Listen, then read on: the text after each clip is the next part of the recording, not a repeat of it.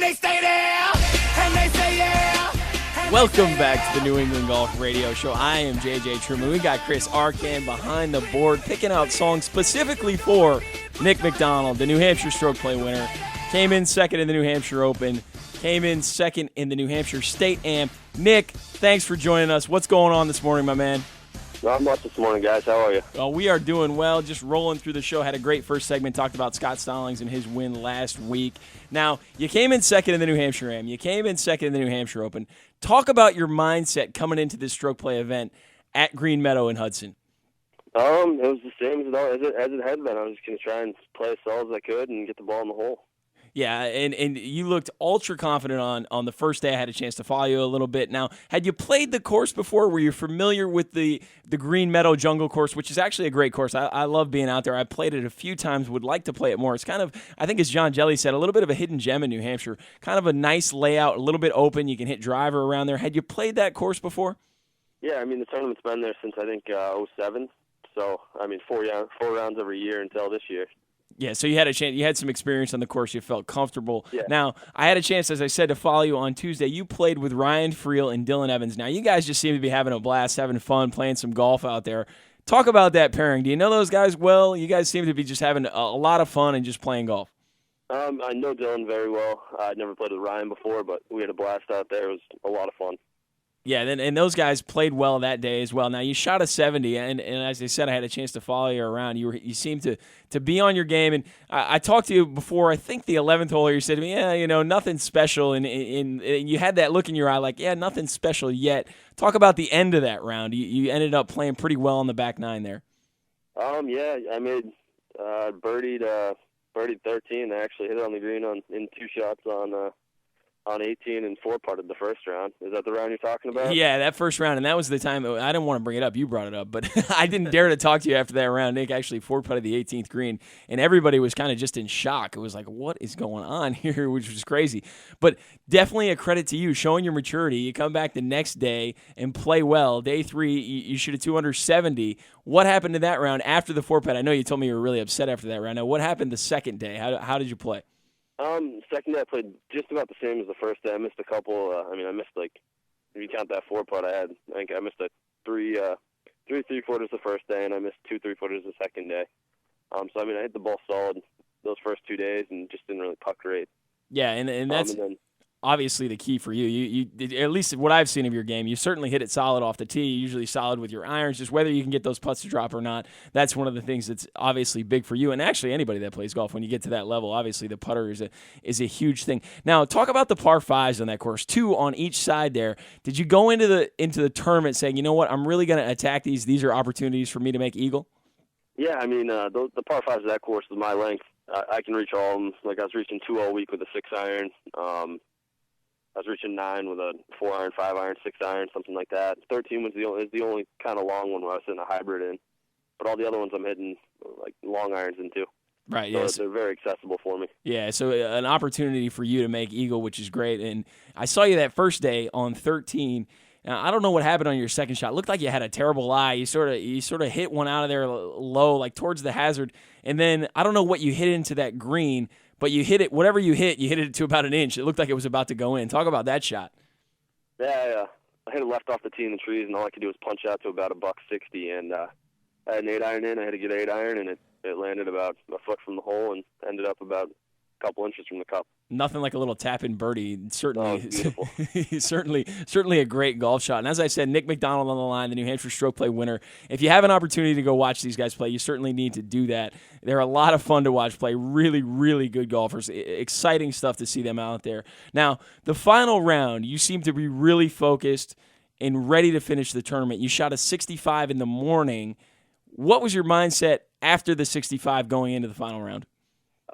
Same as it had been all week. I just want to keep hitting the ball solid and watch some putts go in the hole. And unfortunately, I didn't hit the ball nearly solid in that final round, but I managed. I got it around the course and shot a 73, which was good enough. Yeah, hit it well enough to get it done, which was your first win this year. As I mentioned, you came in second, which is nice to see you just win as we had the bumper music. Now, the 65 was the low number of the day. When I got to the course, everybody was talking about it. Did you just absolutely kill it that round, or did you just get the putter rolling? I just got the putter rolling. I didn't make any mistakes. I missed, I think, 2 greens that round. I got them, chipped them both to about a foot and rolled them in. So there wasn't any stress in the round. And I had probably 4 putts inside 5 feet that I made for birdie, and I think I made 3 outside of that. And I actually didn't birdie the 2 par 5s on the front side. So, I mean, it could have been better, but, I was very happy with it. Yeah, anybody I think would be happy with a 65, right? I know, Chris, you drop a 65 here and there, right? Yeah, 4 holes. Yeah, so we got Nick MacDonald on the line. 65 in the morning, come back in the afternoon, shoot 73 to win it. You must have been ecstatic about the win. What did you do afterwards? Any celebration? Was there anything in Lebanon that I missed that night, or did you just miss anything? I came home and my family was actually gone to Northern New York for the week for vacation, so. Party at Me and Nick's. my dog, we hung out and watched some TV. Nothing special. just watch some TV? Now, what did you watch? Did you get into some Golf Channel, or what do you watch on TV? I don't even know what we were watching the other night. I might have just been playing in the backyard. I can't remember. He doesn't even remember. You were so ecstatic to get that win. I thought there might be a little celebration, maybe, I don't know. You're old enough to drink, so maybe some beverages consumed out of that cup, no? No beverages out of the cup. Just hung out with the dog. Just hung out with the pup, man. Happy to play well. It was fun. Good stuff. Now, you win this event. You certainly have some confidence going into your next event. I know it's going to be the USAM qualifier next week. Talk about that, and what did you do to prepare for that event next week? I actually, Friday and Saturday, last 2 days, I haven't even touched a golf club. I'm actually out here this morning at the practice holes over at Hanover Country Club with my dad and my dog, and we're hitting some balls right now and just practicing a little bit. We're going to drive down to Connecticut tonight and tee it up tomorrow morning. Yeah, so you got a little bit of break. I know you've been playing a lot of golf. Certainly, just a ton of golf on your schedule. Obviously, you played a ton of events. So nice probably to get a little bit of rest, just get your rhythm back. Now, the event in Connecticut, you went to Hartford. Have you played this course before? Do you know anything about it? Do you have any game plan going into this one? I don't really have a big game plan. We had a tournament at the course my senior year, which was 2 years ago. Mm-hmm. So I've seen the course before.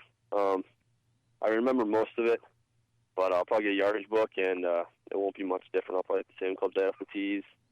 I'm just hoping to keep hitting the ball solid. Yeah, absolutely, and hopefully you get some of those putts to drop. Nick MacDonald playing in the USAM qualifier. Now, if you qualify, where do you go, and what will you be playing in later this month? If I qualify, the tournament's the week of the 21st out in Wisconsin at Erin Hills. So that'd be great to make. And I was out there last year at the USAM in Washington. It's a blast. It's a fun tournament. And you're playing with the best guys, in not just in the U.S., but anywhere. Yeah, a lot of great players go out there. The USAM qualifier, you mentioned you played in that last year. I think James Pleat actually qualified for that tournament earlier this month, so he'll be out there. Maybe you get matched up with him. That would be an interesting pairing, right? Be perfect.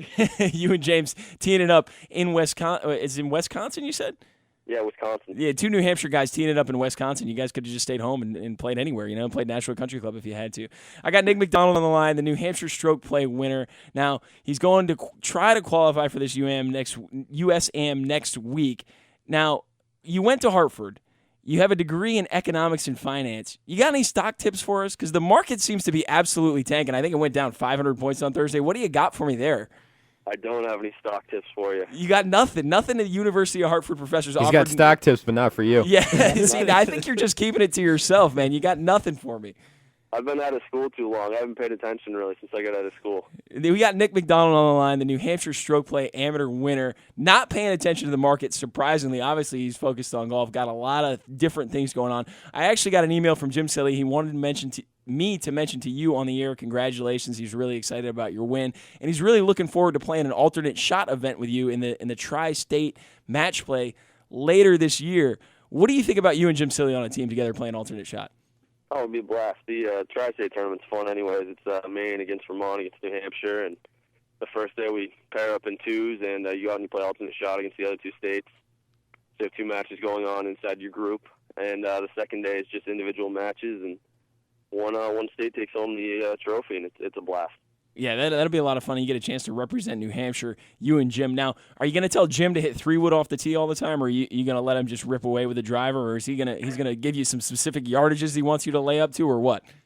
The only time you really have to worry about anything in alternate shots. If you get somebody too close to the green, they don't want to be too close to the green. Which certainly with your link could be an issue. I don't know. That's going to be at Portsmouth Country Club, a place that I've never played. But is that at Portsmouth Country?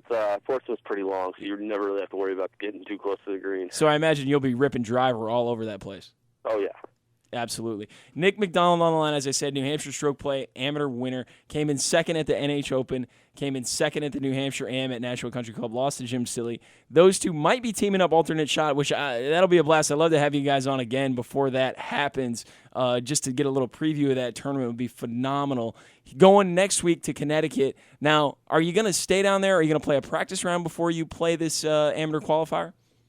I'm going to drive down there tonight with my dad. We're going to stay down there and no practice round, and we're just going to tee it up tomorrow morning and hopefully do well. Yeah, you teed up Monday, Tuesday with a chance to go on to Wisconsin. You and James Pleat might be competing. Just Monday, 36 holes one day. 36 holes one day. Wow, Ooh. You better get some rest tonight, Nick. No entourage for you. Oh, yeah. It's too late. It's on too late for sure. As I said, Nick MacDonald, the New Hampshire Stroke Play Amateur champion, won at Green Meadow earlier this week. Certainly a great guy to watch play golf if you have a chance to get out and see him later this year. Now, are there any other events that you're going to play in New Hampshire besides the Tri-State? That's everything for New Hampshire this year. Besides my club championship, there's nothing else in New Hampshire this year. Actually, no, the New England Open is up in Mount Washington, so I might play in that in September. Yeah, that'll be a little fall golf up there. That's a great course as well. I've been up there and played that. A lot of fun. You'll be bombing it around that place. Now, you mentioned your club championship. Who's your top contender up there at Hanover Country Club? Who's the guy that's going to push you to the limits in that one? Honestly, I couldn't tell you. We've got some good players up here, and our club championship's a blast every year. We've got a lot of guys. We got some guys that played in college, some guys that just are good grinders that can shoot under par and play well. Yeah, and a golf course, obviously, they all know. You all members there, so it's a different thing. Now, you won this New Hampshire Stroke Play event at the age of 15 at Stonebridge, if I'm not mistaken. Did you draw anything from that experience? We had Cullity on this morning talking about Scott Stallings drawing from his win at the Dairyfield. Did you draw any positive feelings from that win earlier in your career? Honestly, not really. I'd played Green Meadow so many times by now. Like last year, I think I was 7 under for the 4 rounds when Pat Pelletier won it. It was also from Mano Country Club I played high school golf with. Yeah. So, I just had a lot of good vibes out there, and I think it was great to win it when I was 15, but that was just part of, it was one of those things that came early, and then I didn't win again for a while, and obviously I learned from that, but you learn every time you tee it up every day, and it's not just one thing that you learn from. You learn from every shot you hit, every aspect of the game, how it's more mental, how you deal with the mental side of when you have a lead or when you're up, that you learn from every day. Yeah, definitely. And you mentioned Pat Pelletier, another Lebanon native. Now, what's going on up there? A lot of good golfers coming from our hometown. Carter Country Club, that's got to be the spot where you played when you were a kid, right? Yeah, Pat and I grew up there. There's a couple guys that have come out of Hanover Country Club that Pat and I we moved over to Hanover when we got into college because it was a better course to practice at. Certainly. But we've got some real good golfers up here, and we've got a great practice area up here, so it's awesome. Yeah, it's a lot of fun. What happened to me? I got lost in that lineage. I grew up in Lebanon too. Where's my great golf game? I'm still waiting for it to show up. Maybe it'll be there someday. I got Nick MacDonald on the line. Nick, thanks for coming on. New Hampshire State Stroke Play champion, runner-up in the New Hampshire Open, runner-up in the New Hampshire State Am. Thanks again for coming on, man. We love having you on. We look forward to talking to you in the future. Certainly love to have you on again, as I said before, those tri-state matches. And we'll check in with you. Let me know how you do in that qualifier this week, just to keep up on things and make sure that we pay attention to what you're doing moving forward. Definitely, guys. Hey, thanks for having me. Thanks, Nick. That was Nick MacDonald, the New Hampshire Stroke Play Amateur Champion. Finally gets a win this year. Well-deserved. Great guy. A lot of fun to watch him play. If you have an opportunity to see him or talk with him at any point about his golf game, do that because he's a great guy. Got a whole lot of game. As I mentioned, we'll be playing in the U.S. Am qualifier next week in Connecticut. Going down tomorrow, going to play 36. Hopefully he gets in there. If that happens, maybe he faces James Pleat. That would be amazing. As I said, 2 guys from New Hampshire playing in Wisconsin, just teeing it up together.